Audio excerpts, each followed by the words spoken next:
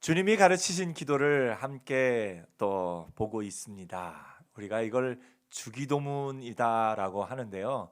주기도문이라는 표현보다는 제자들의 기도라는 표현이 더 주님이 가르쳐 주신 기도, 제자들의 기도하는 표현이 이 원래 의미를 조금 더 살릴 수 있을 것 같습니다.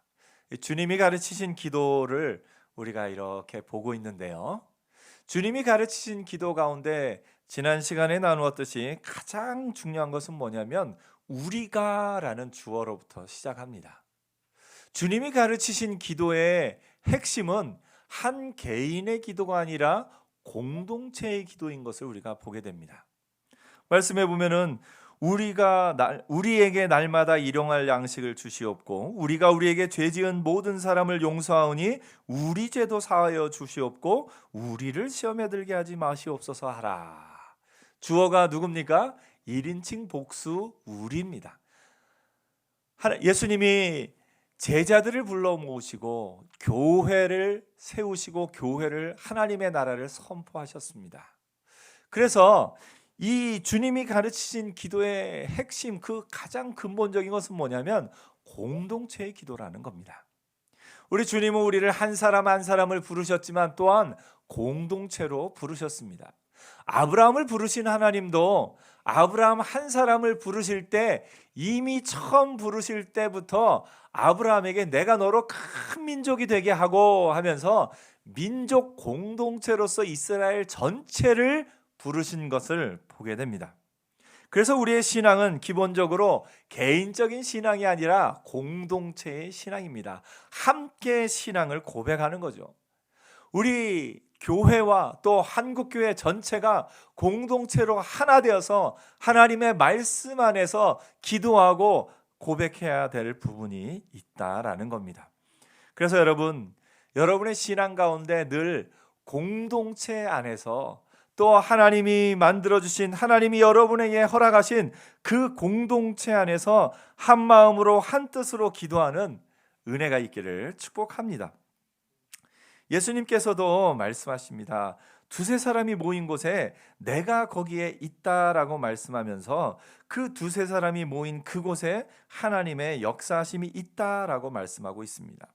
마태복음 11장 24절에 마태복음 18장 19절에 보니까 진실로 다시 너희에게 이르노니 너희 중에 두 사람이 땅에서 합심하여 무엇이든지 구하면 하늘에 계신 내 아버지께서 그들을 위하여 이루게 하시리라. 두세 사람이 내 이름으로 모인 곳에는 나도 그들 중에 있노라라고 말씀하고 있습니다. 오늘 여러분, 우리의 신앙은 공동체 가운데 하나 되어서 한 마음으로 하나님 앞에 기도하는 것, 이것이 필요한 것을 봅니다. 주님이 가르치신 기도의 또 하나의 특징은 뭐냐면 가장 먼저 앞부분에 무엇을 위하여 구하는가 하는 겁니다. 우리는 참 개인적인 기도에 익숙해 있습니다. 그래서 기도를 시작하면 나 개인의 삶에 있는 일들, 그것을 위해서 이렇게 기도할 때가 참 많습니다. 오늘 현대 사회가 개인적인 그런 어떤 삶을 중심으로 돌아가고 있기 때문에 개인의 기도가 많은 것은 사실입니다. 그런데 예수님의 기도를 보면서 우리가 다시금 되새기는 것이 아까 말씀드렸듯이 공동체의 기도라는 부분과 또 하나는 가장 앞부분에 아버지의 이름이 거룩히 여김을 받으시오며 하나님의 나라가 이 땅에 임하기를 바라는 그 기도가 가장 앞에 들어가 있다라는 겁니다. 여러분, 우리가 하나님의 나라를 위한 기도, 이 세상에서도 우리가 어렸을 때 이 조례 시간이나 그럴 때 국기에 대한 경례를 하고 그럴 때 여러분 한번 생각해 보세요. 그 문구들을 보면 나보다 나라를 생각하고 나라를 위해서 무언가를 할 것인가 그것을 생각하게끔 만들어주는 것이 이 나라 가운데도 있습니다.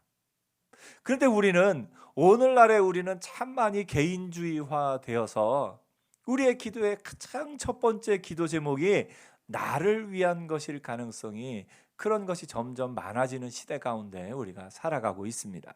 예수님이 가르치신 기도를 보면서 우리가 되새겨야 될 것이 나를 위한 기도에 앞서서 아버지의 이름이 거룩히 여김을 받으시오며 하나님의 나라가 이 땅에 임하실 것을 위해서 우리가 기도해야 한다라는 겁니다. 우리가 기도할 때 이 나라 가운데 하나님께서 교회를 통해서 하나님의 역사를 이루시고 하나님께서 교회를 통해서 하나님의 나라가 이 땅 가운데 임하시도록 하는 그것을 위해서 우리가 기도해야 한다라는 겁니다. 그래서 여러분의 개인적인 기도를 하기에 앞서 하나님의 이름이 거룩히 여김을 받으시는 것과 나라가 임하는 것을 위해서 기도할 수 있는 믿음의 사람들 되기를 축복합니다.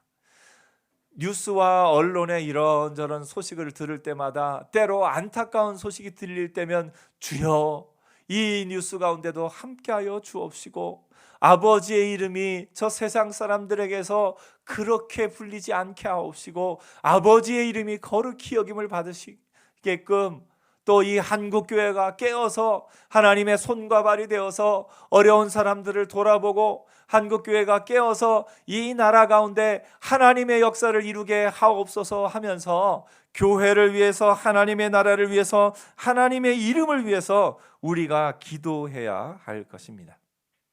오늘 여러분 하나님의 나라를 위해서 하나님의 이름을 위해서 기도하는 믿음의 사람들 되기를 축복합니다.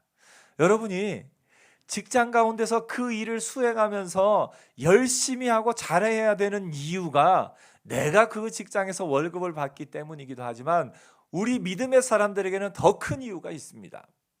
내가 이 일을 열심히 잘하고 인정받음으로 말미암아 내가 섬기는 하나님, 내가 믿고 따르고 섬기는 하나님의 이름이 거룩히 여김을 받으시오며 나를 통해 하나님의 이름이 거룩히 여김을 받고 나를 통해 하나님의 나라가 이 땅 가운데 임하기를 소원하는 그 마음이 우리의 일하는 가운데도 들어가 있다라는 겁니다. 학생이 공부를 할 때 왜 공부를 합니까? 나 개인이 잘 되고 좋은 직장 또 돈을 많이 받는 그런 직장에 취직하기 위해서? 아니요. 믿음의 사람들에게는 학생으로서 내가 공부를 잘하는 이유는 나를 통해 아버지의 이름이 거룩히 여김을 받으시오며 나를 통해 하나님의 나라가 이 땅 가운데 임하는 일에 내가 쓰임받도록 하는 그런 마음의 소원이 공부하는 가운데도 담겨 있다라는 겁니다. 오늘 여러분 믿음의 사람들이 친척들 사이에서 또 사람들과의 모든 관계 속에서 이것을 기도하며 이것을 마음에 담고 사는 은혜가 있기를 축복합니다.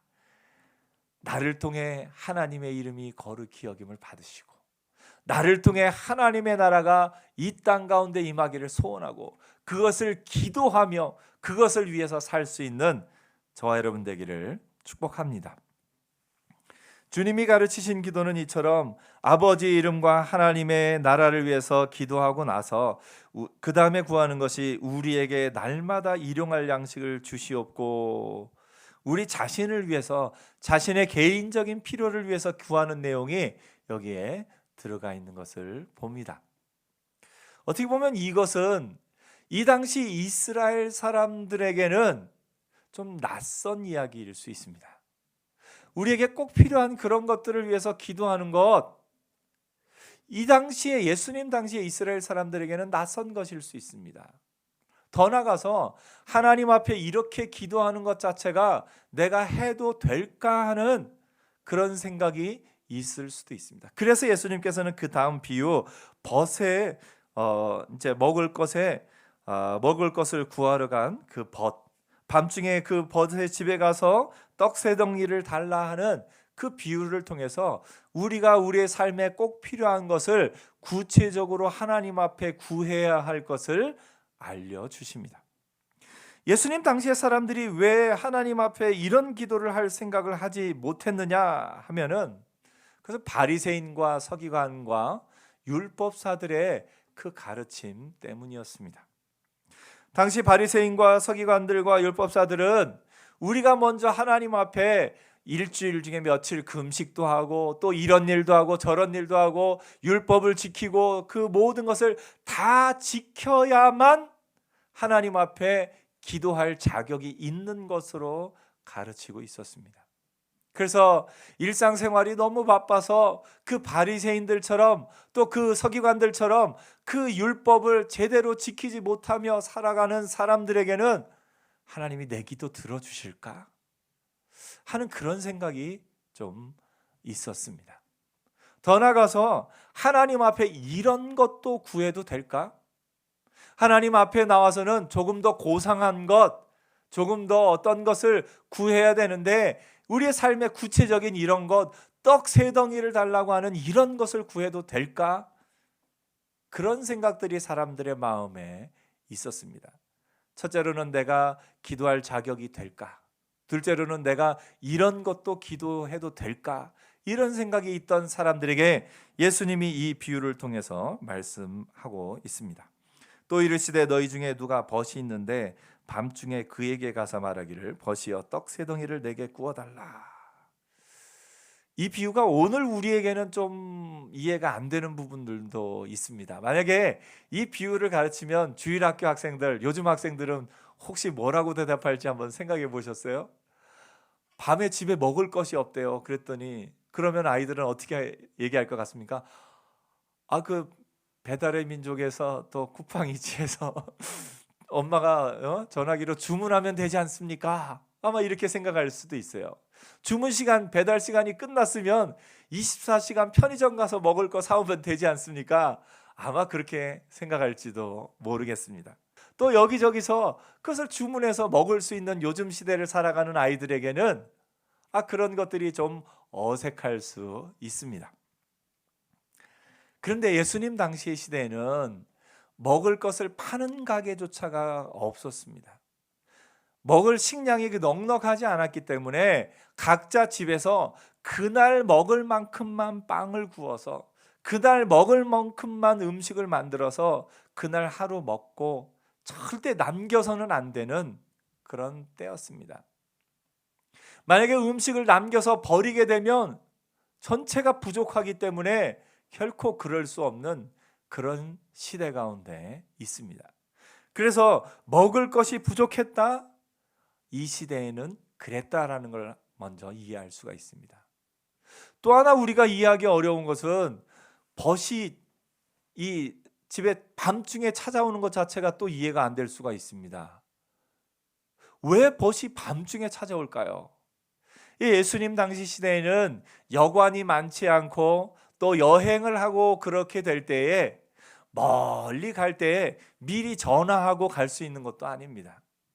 미리 연락을 하고 갈 수 있는 것이 아니라 가서 직접 문을 두드려야만 온다라는 것을 알 수 있는 시대입니다. 또 마을과 마을 사이가 보통 반나절 혹은 한나절 정도 거리가 떨어져 있기 때문에 조금 서둘러서 가면 해지기 전에 도착할 수 있을 것 같다 생각을 했지만 가다가 보니까 이런 일이 생기고 저런 일이 생기고 또 때로는 넘어지기도 하고 때로는 다른 사람들 만나기도 하고 이렇게 저렇게 해서 늦어지면 해지기 전에 도착하겠다 계획을 세워놓고 가도 한밤중에 도착할 수 있는 그런 시대를 살아가고 있습니다. 그래서 벗이 왔을 때 한밤중에 왔을 때 먹을 것을 대접하기 어려운 그런 상황들이 충분히 생길 수 있는 이 예수님 당시의 사람들로서는 충분히 이해가 되는 그런 상황이었습니다. 또 하나 우리가 이해해야 될 것은 벗이 왔을 때 먹을 것을 주느냐 안 주느냐가 이 당시 사람들에게는 굉장히 중요한 문제라는 겁니다. 그 사람의 인격을 나타내는 척도인 겁니다.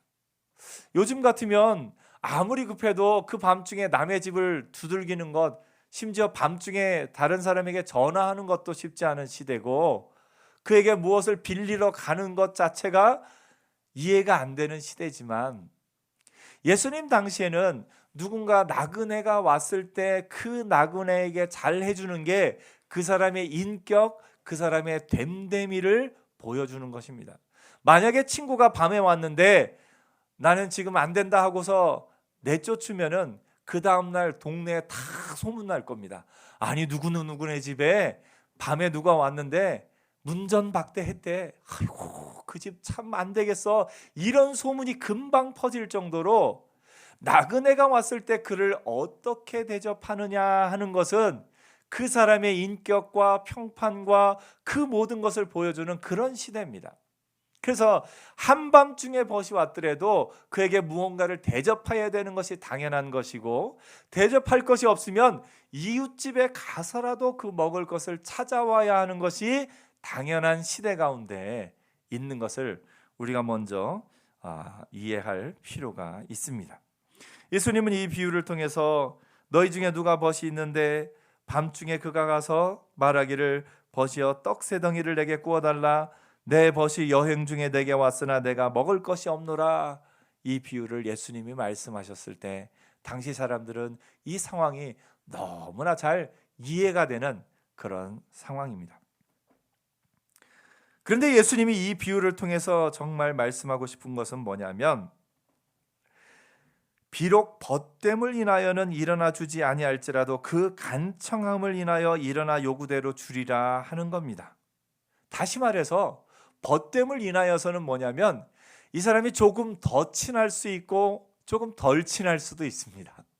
벗의 자격이 똑같은 벗이라도 더 친하고 덜 친할 수도 있고 할 수 있지만, 그 사람의 어떤 자격으로 인해서, 그 사람의 벗됨으로 인해서 이걸 주는 것이 아니라 그 밤에 와서 얼마나 급했을까, 그 간청함을 인하여 그것을 준다라는 것을 예수님이 말씀하고 있습니다. 이때 당시에는 방이 하나입니다. 그래서 누군가 밤에 문을 두들기면 아이들까지도 다 깹니다. 이 사람이 그렇게 얘기하지 않습니까? 나를 괴롭게 하지 말라, 문이 이미 닫혔고 아이들이 나와 함께 침실에 누웠으니. 여러분 생각해 보세요. 밤에 아이들 깨면 쉽게 다시 잠자겠습니까? 아이들 한번 깨면은 너무너무 힘들어지는 거예요. 그 밤에 다시 아이들을 재우려면. 그러니까 이 사람은 힘든 겁니다.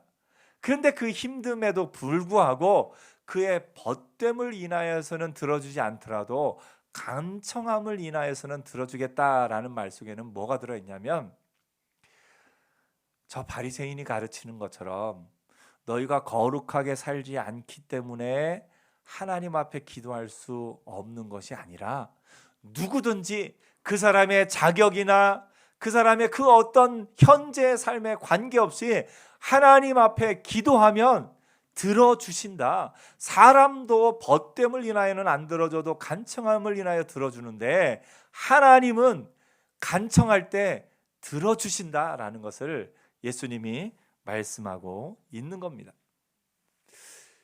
제가 하나님 앞에 이렇게 기도에 대해서 가르칠 때 성도님들 가운데 가끔 그런 분이 있습니다. 저한테 기도 부탁을 하면서 뭐라고 말씀하시냐면, 하나님이 그래도 목사님 기도는 잘 들어주시잖아요. 그럼 제가 얘기합니다. 하나님 앞에서는요, 목사인 저의 기도나 성도님의 기도나 하나님 똑같이 들으셔요 라고 이야기를 합니다. 근데 그 성도님 가운데, 마음 가운데는 뭐가 있냐면, 나는 지금 조금 잘 못 살고 있는 것 같아요. 나는 지금 조금 더 하나님 앞에 열심히 살아야 되고, 더 하나님 앞에 이렇게 저렇게 하면서 살아야 되는데 그렇게 나는 좀 못 살고 있는데, 목사님은 그래도 매일 하나님 앞에서 사시니까 하나님이 목사님의 기도는 더 잘 들어주시지 않겠어요? 하는 그런 이야기를 이렇게 들은 기억이 있습니다. 그런데 여러분, 예수님이 이 비유를 통해서 알려주시는 것은 벗됨의 자격이 아니라 그 간청함을 들어주신다라는 것을 예수님이 가르쳐주고 계신 겁니다. 내가 거룩하게 잘 살아서, 내가 누구보다 더 열심히 살아서 내 기도를 들어주시는 것이 아니라 그 간청함을 인하여 하나님이 들어주신다라는 겁니다.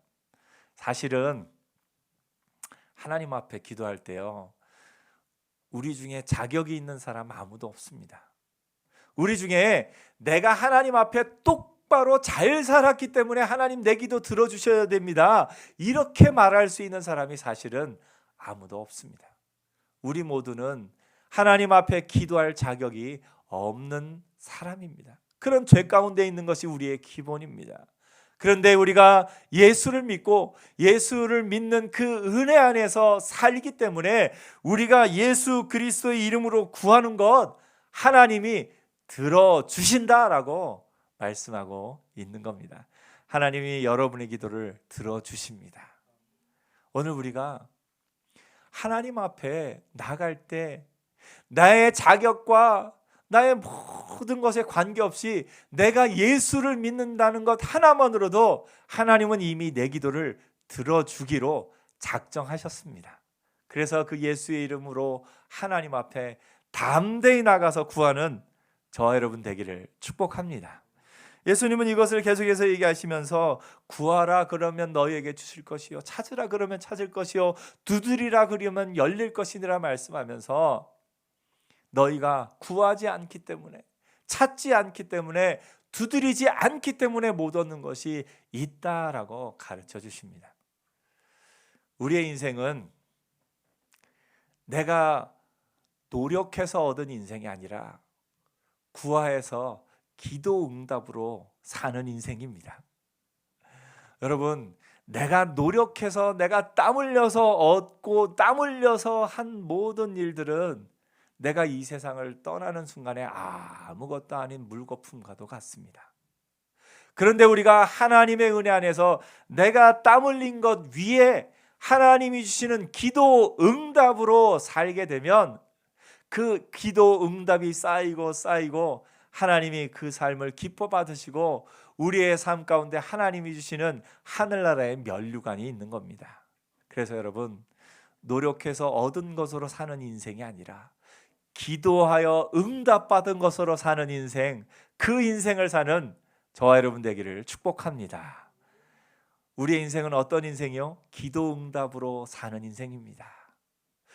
구하지 않고 내가 노력한 것이 아니라 내가 노력한 것 위에 하나님의 은혜를 구하여서 그 노력 위에 하나님의 은혜가 덧입혀져서 구해서 응답받은 것으로 사는 인생. 그래서 응답으로 사는 인생 사는 저와 여러분 되기를 축복합니다. 한번 옆에 얘기해 주세요. 제 인생은 응답으로 사는 인생입니다. 아멘. 예, 우리의 인생은 하나님이 주시는 기도의 응답으로 사는 인생입니다. 구하라 그러면 너희에게 주실 것이요, 찾으면 찾을 것이요, 문을 두드리라 그러면 열릴 것이니라. 하나님의 은혜 안에서 우리가 동일하게 사는 동안에도 내가 한 일이 아니라 이것은 하나님이 주신 것입니다. 믿음으로 고백하는 것 하나님 너무너무 기뻐하셔요. 너무너무 기뻐하셔요. 여러분이 지금 건강한 것, 하나님 앞에 나와서 이렇게 건강하게 이 예배에 각 가정에서 함께 할 수 있는 것, 우리가 내가 잘해서가 아니라 하나님의 은혜입니다라고 고백하는 거 하나님 기뻐하셔요. 오늘 여러분, 기도 응답으로 사는, 기도 응답을 받아 사는 저와 여러분 되기를 축복합니다. 예수님은 이 비유의 마지막으로 아버지와 아들 관계를 이야기하시면서 하나님이 우리가 기도한 것 정도로 주시는 것이 아니라 어떻게 주신다고요? 더 좋은 것으로 주시지 않겠느냐 말씀하고 있습니다. 너희 중에 아버지 된 자로서 누가 아들이 생선을 달라 하는데 생선 대신에 뱀을 주며 알을 달라 하는데 전갈을 주겠느냐. 이 똑같은 비유가 마태복음에서는 조금 비유의 그 내용이 조금 다르긴 합니다. 마태복음에는 뭐라고 말하냐면 너희 중에 누가 아들이 떡을 달라 하는데 돌을 주며 생선을 달라 하는데 뱀을 줄 사람이 있겠느냐. 생선과 뱀의 비유는 같은데요, 마태복음에서는 떡과 돌 이야기를 하고 오늘 이 누가복음 본문에서는 알과 전갈 비유를 합니다. 그런데 내용은, 의미는 똑같습니다. 너희 중에 누가 아들이 달라고 하는데 더 안 좋은 것을 줄 사람이 있겠느냐, 더 좋은 것을 주지 않겠느냐. 여러분 마음이 그렇죠? 자녀들이 달라고 하는데 어떤 것을 주고 싶은 마음이 있습니까? 더 좋은 걸 주고 싶은 마음이 우리 가운데 있습니다. 우리가 더 좋은 걸 주고 싶어요. 하나님의 마음이 그렇다는 겁니다. 하나님은 우리에게 더 좋은 것 주기를 원하는 하나님이십니다. 그러면서 누가는 마지막에 마태복음과는 다른 부분을 하나 이야기하는데 하물며 너희 하늘 아버지께서 구하는 자에게 성령을 주시지 않겠느냐 이야기를 합니다. 이 누가는 의사로서 또 이방인으로서 나중에 바울을 통해서 복음을 전해 들은 누가인데, 이 누가에게는 성령의 역사하심이 참 중요했던 것 같습니다.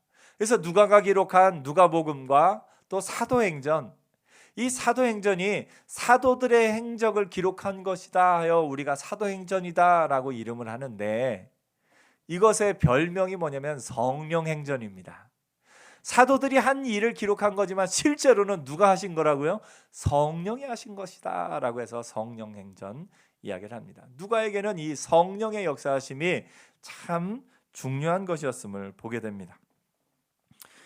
누가가 하나님께서 우리에게 더 좋은 걸 주시는데, 더 좋은 것 가운데 가장 좋은 것은 뭐냐? 성령이다 라고 이야기를 해주고 있는 겁니다.